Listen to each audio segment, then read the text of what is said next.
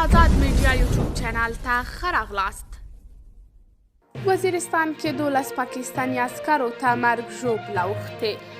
د ډیورنډ فرضي کرښې پورې غاړه شمالي وزیرستان کې د پاکستاني عسکرو پر پوسته وسلوال برید شوی دی چې په پایله کې 9 عسکرو ته مرګ ژوبله اوښتې ده.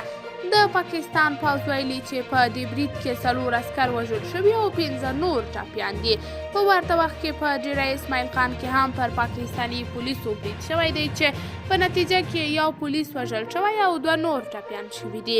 پوځ ویلي چې ټپیان روغتون ته لیږدول شوي دي او روغتیایي حالات یې د اندېښنې وړ نه دی.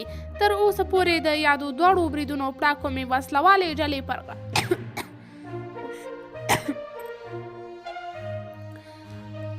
تر اوسه پورې د یادو دواړو بریدونو پړاکومې وسلوالې ډلې پر غاړه نه ده اخیستې، خو تحریک طالبان پاکستان په وار پاکستان ته د مرګونو بریدونو خبرداري ورکړې دي.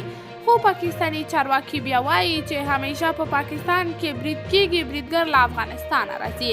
دا یادولو ده چې څو ورځې وړاندې دفاع وزارت په کونړ او ډیورنډ کرښې په اوږدو کې ځای غټې اسلحې نصب کړي ترڅو د پاکستان لخوا د راکټونو ځواب ورکړي.